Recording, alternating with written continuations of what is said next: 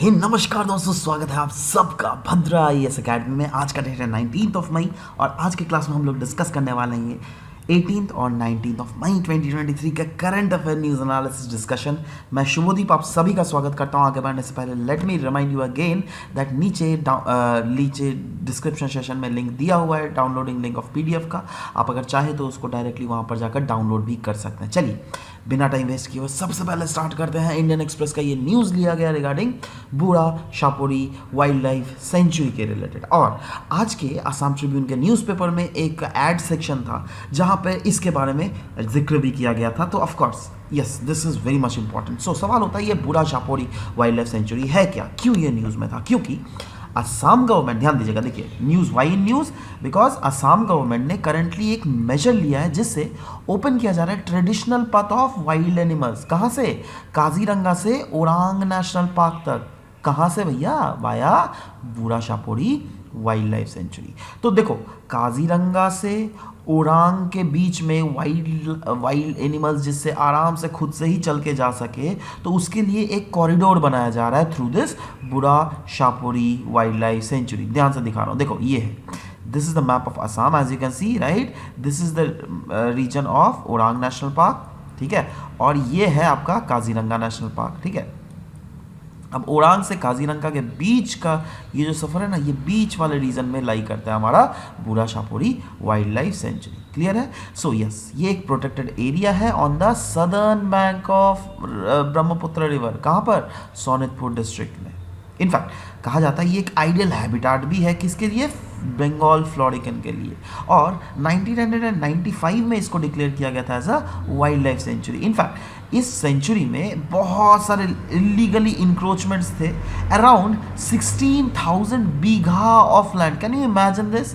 16,000 bigha of land were recovered from illegal encroachers, जो क्या इस बूढ़ा शाहपुरी वाइल्ड लाइफ सेंचुरी के इर्द गिर्द थे। और ये किस रीजन में लाई कर रहा है? जैसे कि बोला, southern bank of Brahmaputra, between the regions of Sonitpur and Nagaon. Can you see this? ये सोनितपुर डिस्ट्रिक्ट है, ये नौगांव डिस्ट्रिक्ट है, उसको बीचों बीच वाला जो ये पूरा रीजन है ना, ये है वो सेंचुरी जिसको अभी रिसेंटली अब इलीगल इंक्रोचमेंट से हटाया गया है, राइट।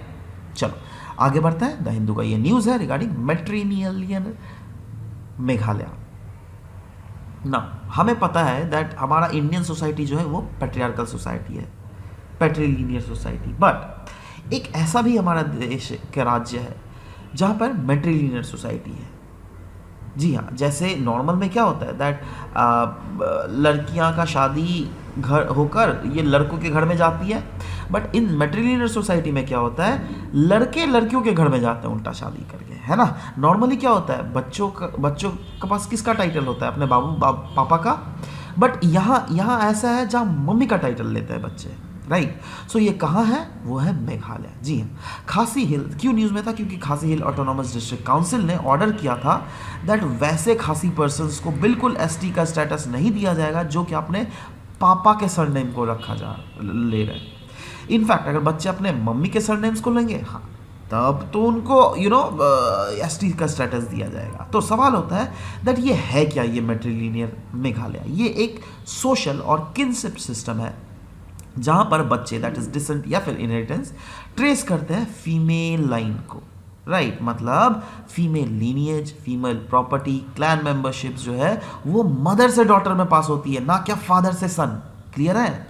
इनफैक्ट खासीज में पता है एक बहुत चीज़ मैंने ये तो एक वीडियो में देखा था, बट अभी मैं ये फाइनली फैक्ट पढ़ के भी I am quite amazed that जो डॉटर होती है ना, एक तो डॉटर को ही प्रॉपर्टी मिलता है, वो भी कौन सा डॉटर पता है? छोटी वाली डॉटर, यंगेस्ट डॉटर। जी हाँ, जिसको इनके लैंग्वेज में खातदूह कहा जाता है। So they are interested with full share of ancestral या फिर क्लैंस प्रॉपर्टी, राइट। मतलब ऐसा नहीं दैट हाँ अगर दो बेटे हुए, दो बेटी हुई तो हर बेटा हर बेटी को इक्वल दिया जाएगा। नहीं, छोटी वाली जो बेटी है ना उसको पूरा प्रॉपर्टी दे दिया जाता है, राइट। बोला है ना, full share of ancestral property दिया जाता है मेघालय में, right. So there are 3 types of tribes Meghalaya में रहते हैं, ये आप सबको पता है। एक है खासी, एक है जातिया, एक है गारो, है ना, और इनके नाम पर हिल्स का भी नाम पड़ा है, खासी हिल्स, जैंतिया हिल्स, गारो हिल्स। ये करते हैं प्रैक्टिस करते हैं मैट्रिलिनियर सिस्टम ऑफ इनहेरिटेंस। अच्छा, जब हम लोग डिस्कस कर ही रहे इतना, तो हम लोगों ने डिस्कस किया ना खासी हिल ऑटोनोमस डिस्ट्रिक्ट काउंसिल। तो ये खासी हिल ऑटोनोमस डिस्ट्रिक्ट काउंसिल है क्या, इसके बारे में भी डिस्कस कर लेता हूँ। देखो, ये बॉडी है 6 शेड्यूल ऑफ कॉन्स्टिट्यूशन के अंडर। इनफैक्ट 6 शेड्यूल की अगर बात करें तो हमें पता है दैट नॉर्थ ईस्ट के 4 राज्य, दैट इज असम, मेघालय, त्रिपुरा और मिजोरम में 6 शेड्यूल सेफ गार्ड करती है ट्राइबल राइट्स को।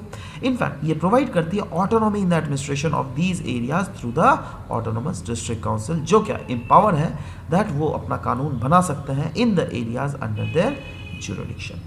नेक्स्ट न्यूज द हिंदू का ये है रिगार्डिंग पेंशन अदालत। Department of pension and pensioner welfare is set to inaugurate all India pension अदालत, जिसका एम है to resolve chronic pension cases. तो सवाल है स्टेटस अगर देखें पेंशन अदालत का, यस, ये इनिशिएटिव को स्टार्ट किया गया था 2017 को और इसको ऑर्गेनाइज किया गया है 7 ऑल इंडिया पेंशन अदालत हैज़ बीन ऑर्गेनाइज सो फार। अभी तक ये वाला जो पेंशन अदालत है ये 8वां पेंशन अदालत है। अब इसका बेनिफिट क्या है, सिंपल, जो पेंशनर होल्डर्स है ना वो इस अदालत में आते हैं अगर उनका कोई भी ग्रीवांस है ना, तो ही आएंगे ना, आप अदालत क्यों जाते हो, इसीलिए। तो ये पेंशन अदालत है, ऑफ कोर्स पेंशन रिलेटेड अगर कोई ग्रीवांस है तो उसकी स्पीडी रिकवरी और टाइमली पेंशन का प्रोसेसिंग इसके थ्रू किया जाता है। ठीक है, नेक्स्ट आगे बढ़ता है। पीआईबी का ये न्यूज़ है regarding international organisation of migration.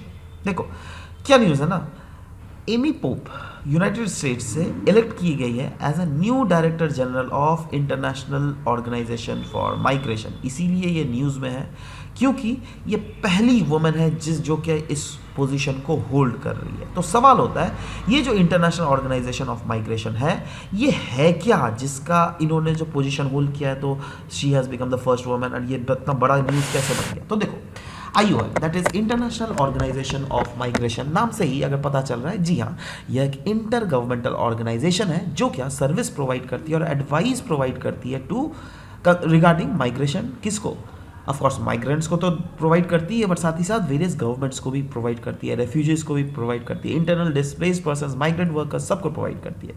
इसको इस्टेब्लिश किया गया था 1951 को as an intergovernmental committee for European migration, जिसका हेल्प करना था टू रीसेटल पीपल जो कि डिस्प्लेस हो गए थे बाई वर्ल्ड वॉर 2।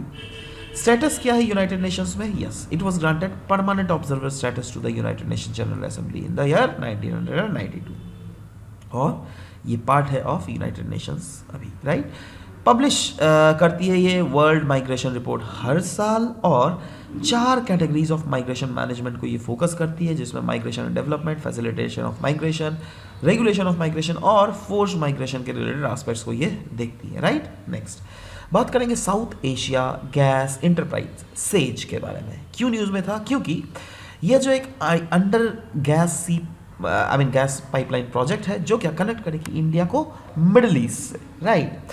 सो वही चीज़ के बारे में हम लोग आज के क्लास में ये डिस्कस करेंगे। सो यस, ये प्रोजेक्ट जो है कहा जा रहा है, एस्टिमेट किया जा रहा है 5 बिलियन इसमें US डॉलर लगेगा और इसका एम है to establish 2000 kilometre energy corridor through कहाँ, अरेबियन सी, बाईपासिंग जो geopolitically sensitive region. Geopolitical sensitive region India के लिए क्या है, पाकिस्तान, अफगानिस्तान, यस, उसको बाईपास करके थ्रू द इंडियन ओशन के रीजन से जो है ये 5 बिलियन डॉलर का ये प्रोजेक्ट होने वाला है और कहा जा रहा है that it could result in annual saving of around 7000 crore रुपए, क्योंकि ये हमारा क्या इंश्योर करेगा, एनर्जी सिक्योरिटी ना। अब देखो क्या है, ये गैस पाइपलाइन होगा तो कहाँ, यहाँ सेंट्रल एशियन कंट्री से क्या आएगा, गैस ही तो आएगा, ठीक है। So yes, says that is South Asia Gas Enterprise Private Limited, ये प्रॉम्प्ट किया गया था by national Delhi based Siddhomal Group in joint venture with United Kingdom's based deep water technology company, और ये अंडरटेक कर रही है पाथ ब्रेकिंग प्रोजेक्ट जो क्या बिल्ड करेगी डीपेस्ट, जी हाँ ध्यान से देखिएगा, deepest under water transitional gas pipeline जो क्या कनेक्ट करेगी गैस रिच गल्फ से Middle East region of to India, right. IT hardware PLI scheme 2.0 government ने बेसिकली अप्रूव किया है इस production linked incentive that is PLI scheme 2.0 for IT hardware, जिसके तहत 17,000 करोड़ रुपए दिए जाएंगे सरकार के द्वारा। सो ये PLI scheme 2.0 for IT hardware cover किस किस को करती है, लैपटॉप को, टैबलेट को, all in one PC, servers, ultra small form of factor devices, तो ये सारे चीज़ को इंक्लूड करती है। वैसे देखिए ये तो 2.0 ना, तो पहला जो पीएलआई स्कीम था आईटी हार्डवेयर में वो किस किस को इंक्लूड कर रही थी, देखो वो उसमें जो इंक्लूजन था ना, ये सब कुछ था जिसमें था mobile, allied components manufacturing, electrical components manufacturing, medical devices, automobile auto components, electronic IT hardware, telecom, pharmaceutical, solar module, ये सब चीज़ें जो थे ये सब पहले वाले में थे, बट अभी जो है ये सब नए चीज़ों को ऐड किया गया है।